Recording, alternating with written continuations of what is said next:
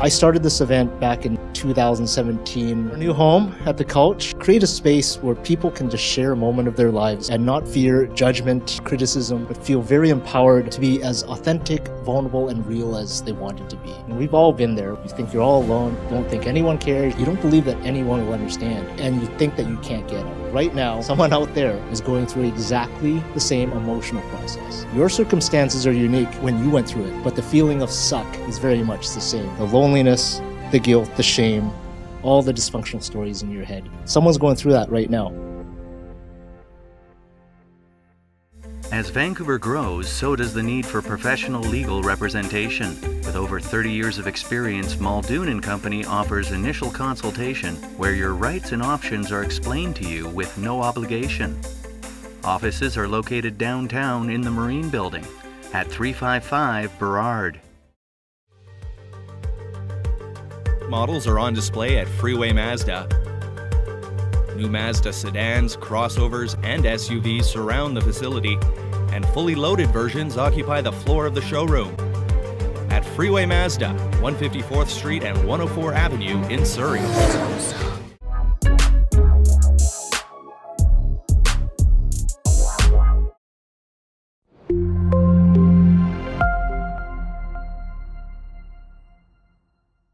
I want to give a trigger warning. All the stories that you're going to hear tonight are personal in nature, and they can encroach on dark topics such as addictions, abuse, self-harm.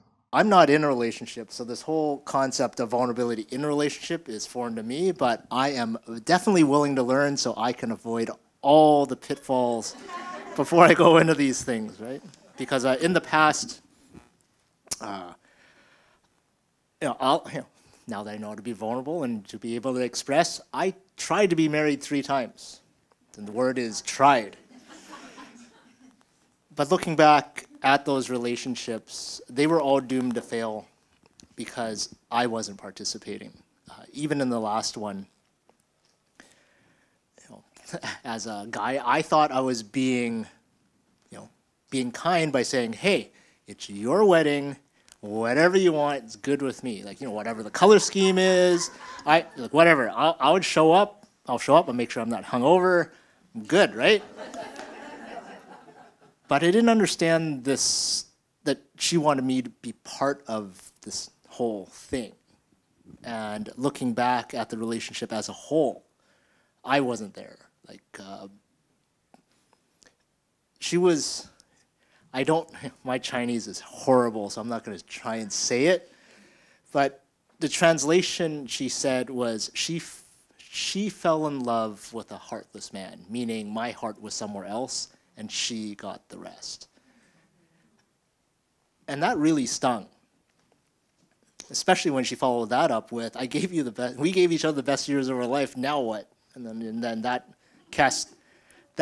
hit me like a wrecking ball, and it actually sent me into a tailspin for about 5 years because I didn't want, I still didn't know how to deal with the guilt and shame. You dump that, that's like jet fuel onto that. And then you drop Godzilla on top, and then, then you go, even Trump's married, right? like I'm going, well, what's wrong with me? There's gotta be something wrong with me. So with that, it's like then I had to go and really undo all the damage because I was comparing with what everyone was doing, and she was comparing too, not realizing, I wasn't realizing she was literally mirroring everything about me, and then together we were just, not going anywhere. So with that, I invite Jill Prescott and Chris Dube to the stage to share their thoughts on relationships and vulnerability.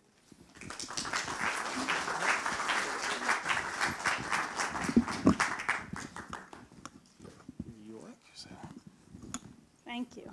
Oh, good? He does that because I'm so short that half the time I need help getting up on the stool. Hi, everybody. That's awesome.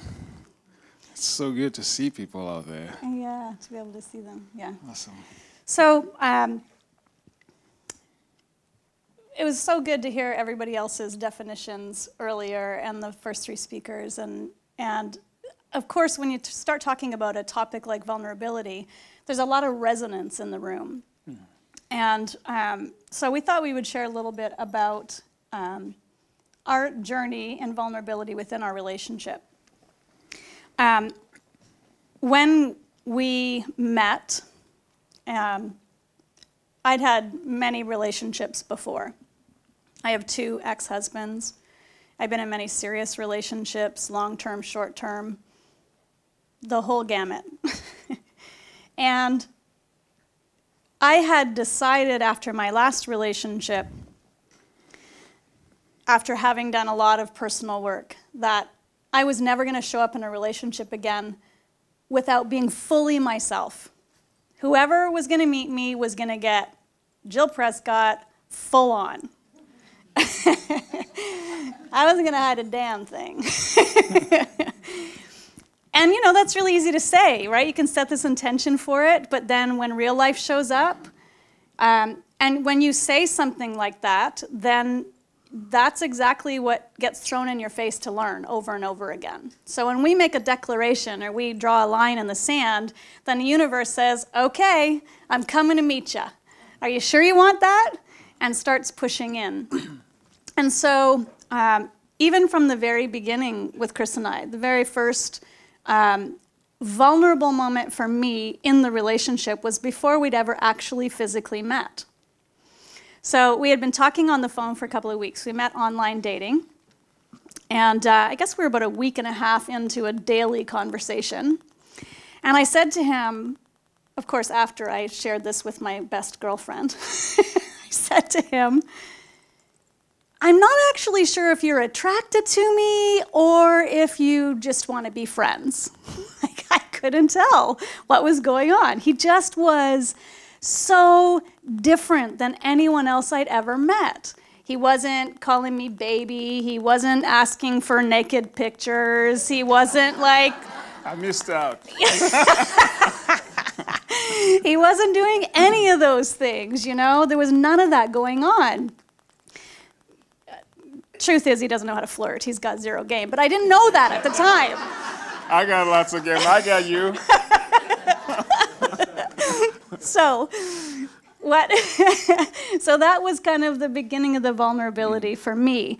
And it was because of his response to my vulnerability that I could keep moving into that space, that I could keep opening up to more vulnerability, that I felt safe enough for the bigger things, for the bigger conversations that were vulnerable for me. And it's been a real journey of, and he also met me just before menopause. And I don't know if how many women know what happens in menopause, but all hell breaks loose.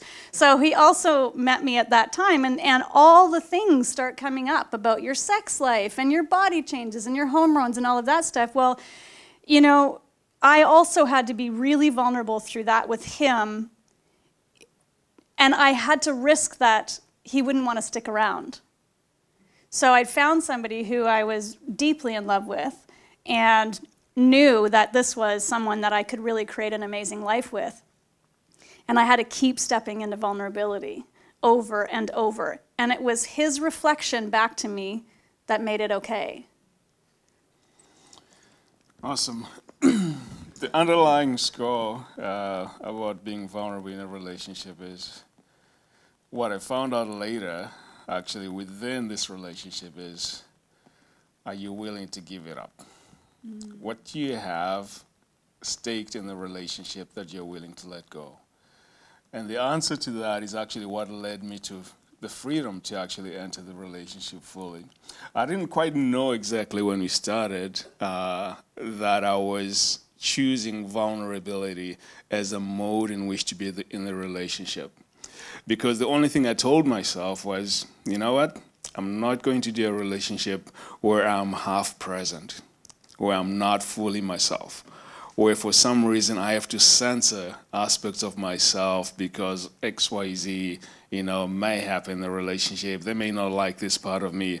I made a full commitment to myself to say, you know what? The whole package is coming in. If somebody is out there who is actually able to hang with that Chris Dube as he is, that's the relationship that I want. It was in the back of my head. I didn't quite know it. So, you know, Jill was way far ahead of the game. I could tell I was with somebody who was a truth teller to the core. Somebody would say things, I loved it. It was so refreshing to be with somebody who said what was there within the moment, what they were feeling, and this is what was present. It was for me to not necessarily respond, but it was simply for me to recognize this is what's there. That was fantastic for me. So it allowed me to gradually step into that role and to know that this is actually somebody I want to be with and I want to appear as in the relationship. But things were rocky. So it's one weekend, we both don't know what was happening. We scratched our heads at home trying to figure out, okay, what was happening with that weekend? What really was throwing us off? But it was a relationship, it was a weekend where we finally were at that phase where we thought, this is it. This thing is on the rocks, it's going to end. Mm-hmm. And we were part of a group meeting up with some mentors of ourselves in White Rock. They had a group meeting. I don't know how you describe it. Yeah, so Chris and I both work with mentors and all of that stuff. And this couple are also dear, dear friends of ours. And they hold weekends where you're basically doing some very profound, deep, emotional and spiritual work. Mm-hmm. Spiritual excavation, I think. Yeah, yeah. So we were going to go to this weekend together. We were going to this weekend together, and whatever had happened at that point, whatever was going on, we were done. I didn't know that we were going to make it out the other side of that weekend. We didn't know if we were going to make it out the other side of that weekend. Right. So Jill shared that at the weekend and basically expressed that she thought, yeah, that was it. And for me, I felt the same way too. But the process of sharing with other people what you're actually going through was kind of a first step in consciously appearing in the relationship as, you know what, chips may fall where they may fall. I am simply going to show up. This is what's going on for me. I'm going to share it. And anyone else around me can receive it or not receive it, but what I've done my part in terms of actually revealing what's going on for me. So that was step A for me. That weekend allowed me to sort of begin the process of consciously being present in the relationship. It was like we had to be willing to let it break. Mm-hmm. We had to be willing to say, in order that I am not willing to give up myself for this relationship, that I am going to, and I don't ever want you to give up yourself for the relationship either. It was the willingness on both our parts to say, I love you deeply, and this is actually where I'm at. Can you be with it? And can we be with it? And can we come through the other side of it? Mm-hmm. This was part one. So what I remember is I finally had a conversation with Bill and Patricia on my own. And because it felt like, you know what, we're still struggling. This is not going to happen. I remember now what was going on. Okay. What was happening? Well, and my thing was I never felt like you were present with me. Mm-hmm. Mm-hmm. Yeah, that's right. Chris was late all the time. That. There was things going on like that, and it felt to me like he wasn't actually present in the relationship. Mm-hmm. Mm-hmm. Yeah, I remember that now. Anyway, in my conversation with Bill and Patricia, trying to unravel this thing, so we start talking, and I start trying to express what's going on with Jill. So she's like that, she's like this, and then Bill just pipes in and said, Chris, this is not about Jill. This is about you. Don't talk about Jill at all. So, And I had to pause because for me, he changed the dynamic of the relationship to it's not about the other person. The relationship is always about you. And so what allowed me to begin to face the relationship was actually facing inward instead of outward. Because I was looking outward and trying to figure, okay, this is what's going on. That's the other thing that's going on. And this is driving me crazy. And no, it's actually what was going on in here, inside me. So he allowed me to say, one of the things he shared with me was, you know, in a relationship, men are like spiritual gravity. You hold the planet. And we were talking about presence, and this is the concern that Jill had. And your presence is what allowed the relationship to fully function. What is your spiritual gravity in this relationship? It made me pause. And it's not about the things you say or do, whatever. It's like a presence. It's a thing that you just embody and carry with you. So we went through the exercise, and he led me through a grounding exercise that I could do in order to, but most of it was, okay, he finally asked me, are you willing to let the relationship die? I wasn't willing at that stage. I was not willing. I was holding on to it. I was grasping at it. I wanted it to work because I thought it was a great thing. I wanted it to work. He asked me again, are you willing to let it die? It took me a while. I finally turned around and said, yeah, I'm willing to let it die, if that's what it means. He said, yeah, okay. We finished. That evening, you were speaking at the Zen Lounge. Yeah. Zen Lounge. I drove in after having spoke with Bill and Patricia, went into the room, walked in, and Jill saw me. And the first thing, she was close to the stage and said, that's my partner, Chris. Something, I hadn't said anything, I hadn't spoken to her. She just saw me, and I immediately saw she had seen a shift, an energetic shift in me. I hadn't said anything. But for me, that only came through vulnerability of willingness to let it all go away. So the presence of vulnerability allowed me to be fully present in that moment without words. I noticed it, and I still remember that moment. Mm-hmm. Well, and you know, I think that in a lot of relationships, and I know in my past relationships, somebody, one of your speakers was talking earlier about how you would mold yourself to somebody else. You would do whatever is necessary to make somebody else happy, and that's what I was. I was right for everybody. I never had a problem finding a boyfriend because, you know, I would just shape myself around that person. And so in us both being willing to be deeply authentic with each other, which is such a massive, it's woven together with vulnerability, we actually got to show up so fully as ourselves that we found that the relationship was true. Mm-hmm. When we were willing to, like, just bear it all. This is who I am, and this is who I am, and this is what I need, and this is what I need. And Chris is a hugely grounding presence for me, and I require that. You may have noticed.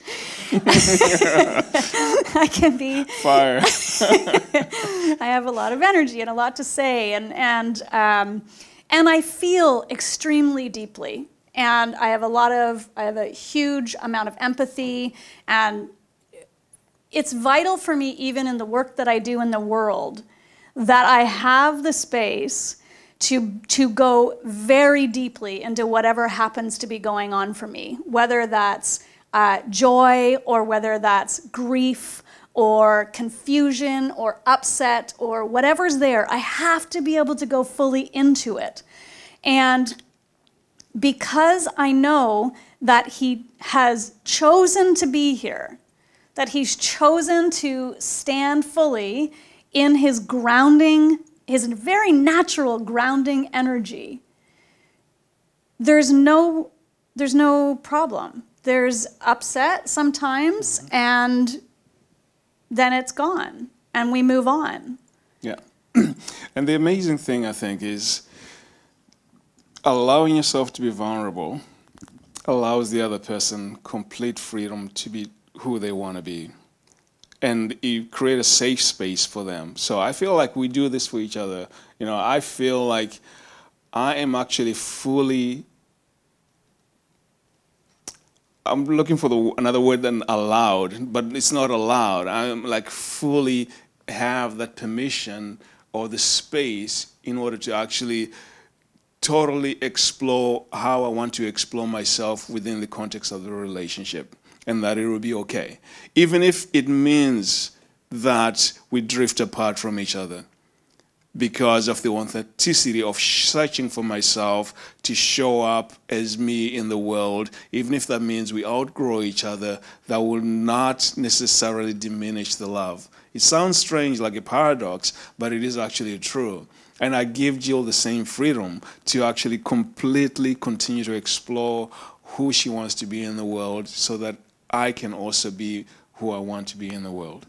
So in real time, what we're dealing with right now is, in the relationship, is where we're going to live.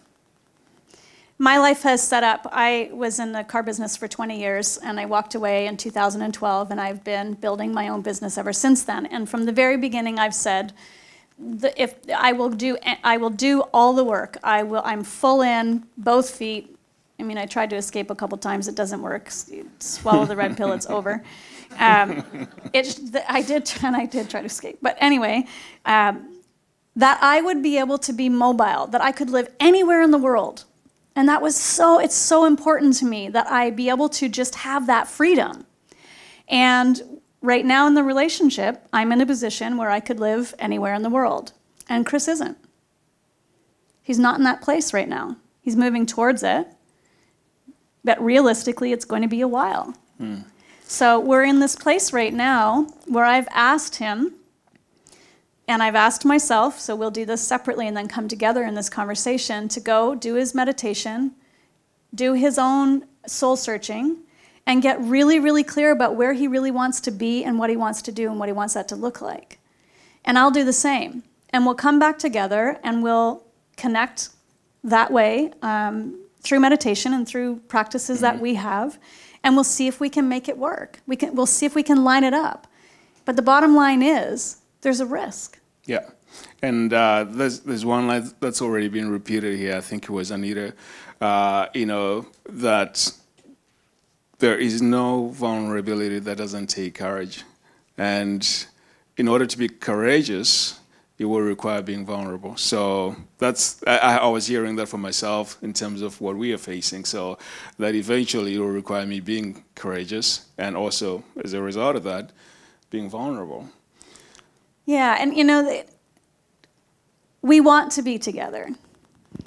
And we can start already talking about possibilities. If he wants to be someplace and I want to be somewhere else, in long-distance relationships, there's all of that stuff. And if we are not willing to say goodbye to the relationship in order to follow our own hearts and our own desire and our own calling, because both of us feel very strongly called, then those things are not a possibility. We must be willing, we're discovering, is that we must be willing to say, I'll let it all go, in order for there even to be a possibility of a solution, if it doesn't happen to be a perfect match. Yeah. But of course, it starts with being fully present. I'm going to be fully myself within this context, within this relationship. And if it doesn't work, I'll still be that same person. Yes. All right, we've got a couple questions here that we would like to... We haven't read them yet, so this... We have not read them. I'm not going to ask who wrote them. I'll give the first question to Jill. Right. I'm afraid that showing my vulnerability might result in being taken advantage of. Is that a realistic thought? Yes. It is, and I'll expand on that a little bit. You will very quickly learn when you open up and be vulnerable who it is that you can be vulnerable with and who can hold space for your vulnerability. The beautiful thing is, if you are vulnerable and someone attempts to take advantage of you, you'll know real fast that they're not to be in your life. So the falseness falls away. And I'm going to be honest about this. Before the life I led before, there was no vulnerability. I didn't have a brick wall. I had a brick box I was walking around in. So, you know, when I starting the vulnerability and breaking that down, it was brutal. It was brutal. I lost everything. There are, you know, so many people that went away. I lost so much, and yet I would not, you know, and you hear this all the time, but for real, I would not go backwards. There's more in my life now. There's more love. There's more connection. There's more, all of it in my life now than there ever was before. And it would not have been possible had I not said, I'm going to have the courage to be vulnerable here. And the interesting thing is, and I tell you, it's never a conscious thought.